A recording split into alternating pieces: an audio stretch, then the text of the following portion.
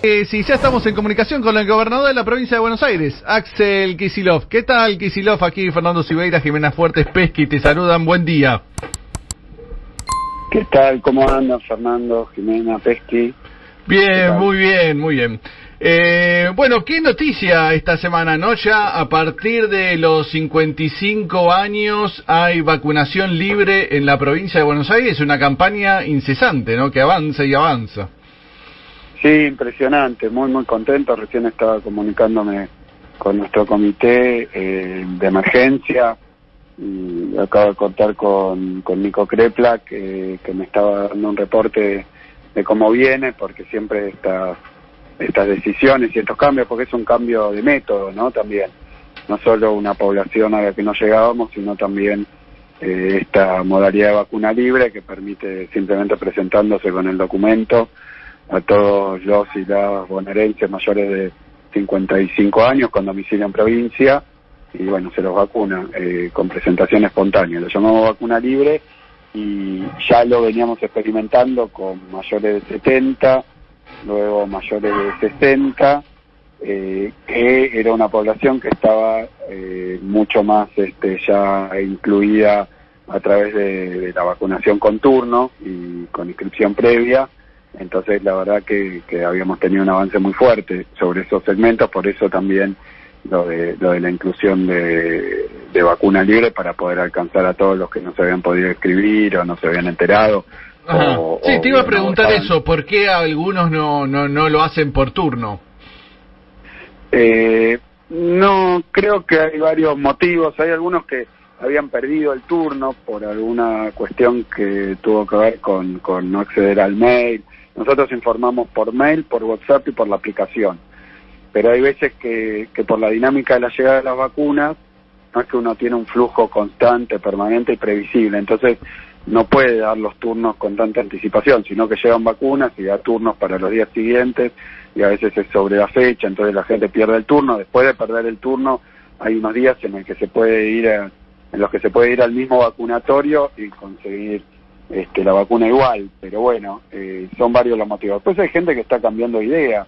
Todavía hoy sigue hay sectores y personas que no quieren vacunarse, o había, ese porcentaje va bajando. Yo se lo atribuyo, bueno, muchos factores, pero uno claramente fue la campaña antivacunas, que tuvo una amplia difusión y una amplia llegada, incluso con sofisticación. Al principio era tal vacuna es veneno, después tal vacuna es la mejor, después en realidad la mejor es la vacuna Pfizer, que no llega, entonces esperar a Pfizer. Bueno, todas cosas que han sido muy dañinas, muy dañinas, y tuvieron efectos reales. Sí. Mirá, ayer estuve yo en General Paz, en el municipio de General Paz, en Rancho más precisamente, entregando unas viviendas, pero el intendente me contaba, ahí en localidades más chicas donde se conocen todos, de una pareja en particular, que el hombre no se quiso vacunar, la mujer sí, y terminó falleciendo. Y claro, y de esas cosas hay por todos lados, y yo realmente, sin ponerme en esto más que simplemente decir mi parecer, responsabilizo a los que hicieron la campaña antivacunas, capaz para perjudicar al gobierno, pero bueno, la volteada terminaron generando desconfianza con la vacuna, gente que no se inscribió y que tal vez se puede enfermar y morir.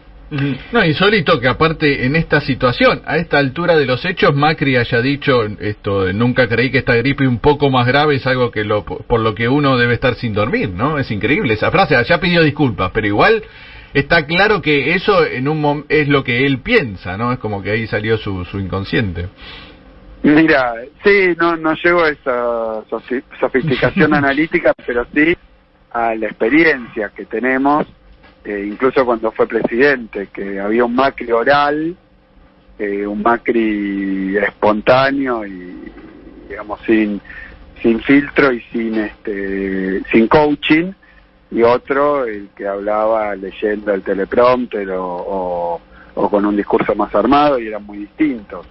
No sé qué es lo que piensa íntimamente, lo que sí es que son frases que llaman la atención, porque uno ni siquiera en un descuido ya a esta altura podría decir eso, ni siquiera por relajarse o por estar en otro ámbito. Bueno, le pasa un poco a todos los dirigentes de Cambiemos, del PRO, que en general hablan con la prensa macrista, con la prensa o que coincide o que sumisa, y entonces nunca les toca, están entre algodones, muy cuidados o protegidos, y a veces cuando se les pone un micrófono o cuando hay una pregunta un poco más incisiva, aparecen sí algunos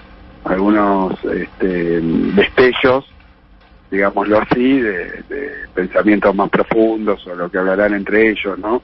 Después también resuena la frase que Alberto comentó que le había dicho Macri, que se mueran los que se tengan que morir. Sí. También Macri después salió a negarla, y Alberto a afirmarla de nuevo, y bueno, esto le daría un poquito más de peso, obviamente, no palabra contra palabra, sino que se vuelve a repetir la misma idea. Y la idea, además, como fue eje y motor de la política pública en varios países, por varios presidentes o dirigentes con los que Macri se lleva muy bien y simpatiza, esta idea de que esto es una gripecita,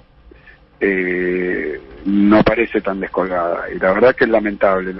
Lo que quiero decir es que la verdad que enoja y da bronca esa frase. Yo las disculpas que haya podido dar, obviamente que se aceptan, pero cuando aparecen esas frases y están asociadas a políticas reales que se llevaron adelante en determinados países por políticos afines a Macri o bueno, parte del mismo espacio internacional que Macri, y bueno, la verdad que uno lo que tiene para decir es qué suerte que no se gobernó así la Argentina durante la pandemia. Qué suerte, aunque sea que después se haya pedido disculpas y sea el Macri 1 y después viene a refutarlo al Macri 2, ese Macri 1 fue lo que llevó adelante políticas afines en buena parte del planeta con resultados que son visibles. Gobernador, una de las cosas que se marcó desde la provincia durante la gestión de esta pandemia fueron que la provincia, en un momento en donde muchos porteños se habían empezado a anotar en domicilios bonaerenses, fueron vacunados igual y desde las autoridades sanitarias en ningún momento se pusieron restricciones, sino más bien al contrario, y otra fue que cuando la provincia salió a buscar y comprar vacunas, las puso a disposición del gobierno nacional en vez de priorizar fronteras adentro. Esos dos ejes, ¿usted cree que también pueden llegar a formar parte de esta discusión que se está dando ahora en el oficialismo con respecto a la reforma del sistema de salud o a los procesos de cambio que se pueden dar? Bueno, hay una conexión. Primero resaltar los dos hechos. Creo el otro día Martín Barrionuevo elaboró una estadística en base a datos abiertos y públicos, que creo que hablaba de 170.000 personas con domicilio, según el RENAPER, en la ciudad de Buenos Aires, que fueron vacunadas en la provincia. Es un porcentaje muy, muy significativo. También hay algunos que con domicilio en la provincia se vacunaron en capital, pero con respecto a la población, mucho menor la incidencia. ¿Qué decir de esto? Que bueno, que nosotros estamos con la idea de que hay que vacunar a la Argentina. A nosotros nos toca obviamente el recorte de aquellos y aquellas bonaerenses que bueno, que tienen domicilio en provincia, pero también la acepción de domicilio la hicimos relativamente amplia, porque también se vacunó gente, me voy enterando, que tiene un domicilio, digamos, laboral, pero entonces si trabaja en la provincia todos los días, es importante para nosotros que esté vacunada. No nos vamos a poner ni egoístas, ni demasiado estrictos con algo que finalmente es vacunar a una argentina, aunque sea en nuestro territorio y con vacunas que se han repartido de esa manera por población. Y lo hemos hecho también para aquellos que tienen dos domicilios. Es decir, la verdad que yo lo dije desde el principio, no vamos a contratar un agente de Interpol para que verifique la identidad o alguno de los parámetros en cada uno de los que se vacunan, porque finalmente hay que vacunar a todos. Obviamente, creo que ahí hubo una definición bien amplia de salud pública, mientras estuviera dentro de la población objetivo, vacunarlo y no ponerse a tan estricto con esas cosas. En segundo lugar, cuando efectivamente firmamos 2 contratos muy importantes de provisión de vacunas, condicionados, como cada contrato de provisión de vacunas, hay que decirlo, a la disponibilidad política de cada uno de los países donde se producen. Por eso es tan importante producir en la provincia de Buenos Aires, en Argentina, vacunas, porque entonces esas limitaciones de cuándo se puede exportar o no exportar no rigen. Pasó con los respiradores al principio de la pandemia, por tanta sed que había de conseguirlos, que los países que producen este tipo de bienes tienen una ventaja, obviamente. Ahora lo vamos a empezar a tener con vacunas también, y 20 millones de vacunas en los contratos firmados, condicionales, con cronogramas que habrá que ver, provisorios, pero bueno, lo dije desde el primer día, lo verifico, y tiene que ver con una idea de una salud para todos, de una salud que pase por encima de restricciones económicas también, y sí tiene algo que ver con ese proyecto o esa idea de integrar los sistemas de salud. La salud en la Argentina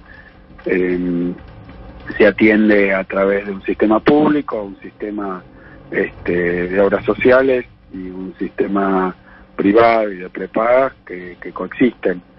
Y obviamente esto ha generado históricamente, a mí como economista, y antes de toda esta historia más vinculada a la gestión, me dediqué a la economía de la salud, así que tengo lectura sobre el tema, y bueno, es el sistema de salud argentino bastante peculiar por estos 3 subsistemas, sí, que obviamente si están mal integrados, lo que generan carencia de un lado y despilfarro del otro. Claro. Y bueno, se ha dicho muchas veces que cada uno de esos sistemas tiene más fortalezas, algunos en términos de capacidades, digamos, vinculadas a los trabajadores, a los recursos humanos, como se dice, otros más infraestructura, edilicia, y otros más acceso a la tecnología o la aparatología. Y bueno, y eso hace que si se mantienen disjuntos, no se integran, no se coordinan, no se articulan, bueno, por decir así, la capacidad médica de un lado, los aparatos del otro, y claro, las camas y las instalaciones del otro, y eso no tiene racionalidad. La verdad que se puede volver un sistema mucho más eficaz, abarcativo, y obviamente después aparecen los problemas de financiamiento. Así que son muchas cosas que el que diga que no las quiere discutir o que no las quiere poner sobre la mesa está diciendo que se beneficia con algún factor de esto existente que no anda, y la pandemia exhibió que no anda perfectamente bien, ¿no? Así que me parece que es una discusión que hay que dar francamente, y que hay que buscar la vuelta para que con lo que ya existe se pueda mejorar, y después para seguir mejorándolo en el camino en la dirección más adecuada. Axel, te quería preguntar, bueno, las encuestas, algunas encuestas que aparecieron en los últimos días marcan que, bueno, con el avance de la campaña de vacunación da la sensación que para la gente el tema de la pandemia empieza a perder prioridad y suben otras preocupaciones, principalmente vinculados a temas económicos, ¿no? La inflación en primer lugar y el precio de los alimentos, ¿no? Muy, muy preocupante. ¿Cómo ves la salida a esta cuestión y qué se puede hacer desde la provincia de Buenos Aires sobre este tema?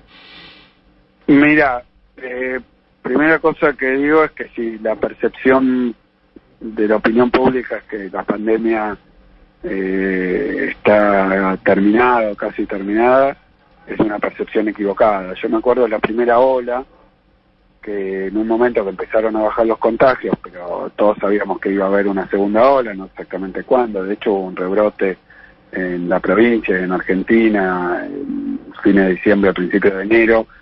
O sea que me parece que también, como estamos en un año electoral, aparecen las encuestas y también aparecen las intencionalidades. A mí me parece que no solo es inadecuado, sino que es muy peligroso pensar que la pandemia está superada, no está superada. Es cierto que avanza muy bien el proceso de vacunación, pero bueno, también hay intereses políticos para marcar todo el tiempo de la oposición al gobierno, ¿no? Que todo está mal, que todo está mal, que todo está mal, que tales cosas no van a salir, cierto derrotismo o cierto pesimismo o simplemente ciertos ataques o cierta tendencia destructiva a criticar todo por la crítica misma o a decir que está todo mal para lucrar electoralmente con eso y echarle la culpa al gobierno. Entonces también me parece sintomático que cuando la situación de la pandemia nos lleva al desborde, que todo el tiempo están vaticinando, o cuando las vacunas aparecen en el país de donde no había vacunas o nunca hay vacunas, o si no, que no está la vacuna que les gusta, etcétera, pero cuando las cosas, la sociedad empieza a observar, efectivamente no es como dicen en cierta prensa porteña que bombardea todo el tiempo con ese pesimismo, con esa disconformidad o con fomentarla, bueno, ya empiezan a instalar otra agenda que también es negativa para estar todo el tiempo viviendo en el mundo de la negatividad que quieren formar, así como durante el macrismo la realidad era muy mala y era todo positivo, la presunta opinión pública, que más bien era lo que determinados diarios y medios querían convertir en realidad y no pasaba. Ahora está todo mal, a pesar de que la anteúltima operación fracasó. Entonces creo que esa es la primera prevención que pongo, más allá de ahora darte una respuesta para lo otro. Que tenemos una sociedad, un pueblo que está batallando contra una pandemia, que es la peor de la historia, a esta altura del partido, y que exige esfuerzos, sacrificios, un ejercicio muy fuerte de solidaridad, y que lo estamos viendo. Entonces cuando eso empieza a predominar, y bueno, ya cierran el capítulo y pasan al próximo, donde de nuevo está todo mal, el gobierno no hizo nada o produjo los problemas que tenemos. Así que me parece que habría que juntar las dos cosas diciendo lo siguiente: estamos viviendo una situación económica muy compleja por la pandemia, que tiene elementos completamente novedosos y difíciles de afrontar, porque obviamente la economía en pandemia se ve tremendamente afectada, y bueno, y el gobierno ha hecho montones de cosas, primero para paliar esa situación, ¿no? Diversos programas, bueno, ATP y IFE fueron en la primera etapa, hoy refuerzo a la asignación universal, al potenciar trabajo, nosotros acá en la provincia los comedores escolares, eso desde el punto de vista de la necesidad social que surge por los problemas que produce la pandemia.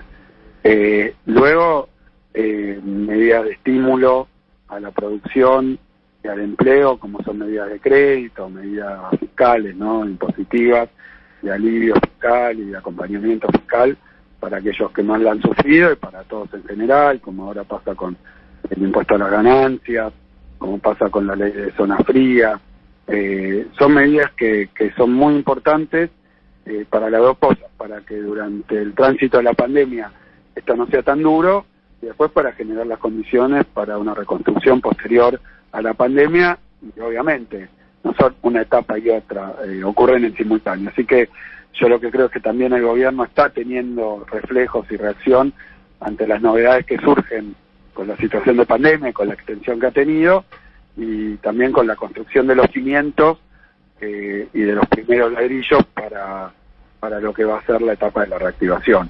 Así que me parece que vamos a vivir, por tratarse de un año electoral, de ataques muy fuertes, donde todo está mal, todo está mal, todo está mal, y si las cosas no eran tan malas o se solucionan, o hay una percepción de que eso ya anda relativamente encaminado, y bueno, todo está mal, y vamos a pasar a otra estación donde todo es pésimo, todo está mal y es culpa del gobierno. Y me parece que hay algo también de autoestima y de tener en cuenta el esfuerzo que se hizo, que está reñido contra esas miradas, porque todos hemos experimentado una época muy difícil por la pandemia. Creo que también todos como pueblo tenemos que saber valorar lo que se hizo, reconocerlo y trabajar sobre eso y avanzar sobre eso, porque si no es muy difícil. Obviamente que hay un malestar y obviamente que hay una situación negativa y compleja porque nos tocó vivir la etapa de la pandemia, que con el tiempo yo tiendo a creer que se va a recordar como aquellos que pasaron por una guerra o que pasaron por un conflicto muy fuerte, por un trauma muy fuerte, que va a dejar cicatrices, pero que al mismo tiempo tenemos que atender a todos los esfuerzos que hicimos para que esto no sea un desastre y una calamidad, como si nos hubiera gobernado esa idea de que esto era una gripe un poco más grave, ¿no? Absolutamente. Muy bien, gobernador Axel Kicillof, muchas gracias por esta comunicación. No sé si hay alguien que lo... Muchas gracias, Uy, Axel. gato. Gustavo, el gato silvestre. ¿Cómo andás, Axel? Bueno, quería comentarte, quédate escuchando el Destape, que ahora se viene el ranking musical y sé que hay algunas canciones que te gustan y bueno, No. que te va a gustar, quédate escuchando, ¿eh? Mirá, Gato, si no sabía que participaba del programa, pero si vas a cantar vos, siempre me ha encantado. ¡Por supuesto! Es muy entonado, por es muy supuesto. entonado. Abrazo grande, No Axel. tengo ninguna crítica absolutamente para hacer a mi amigo Gustavo Gato Silvestre, así que ahí acompañándolo, por supuesto. Muchas gracias y nos acompañas con el hashtag Axel en el ranking del especial de los sábados. Muy bien, Todos los bueno. sábados, gracias. Chao, un abrazo, Axel. Salud. Bueno, muchas gracias a ustedes. No dejes de suscribirte a Muy Politizado y activa la campanita para no perderte ninguna entrevista o editorial. Y de paso te contamos que podés aportar a este proyecto con una colaboración mensual. Entrá al link de la descripción y sé parte de la comunidad de aportantes.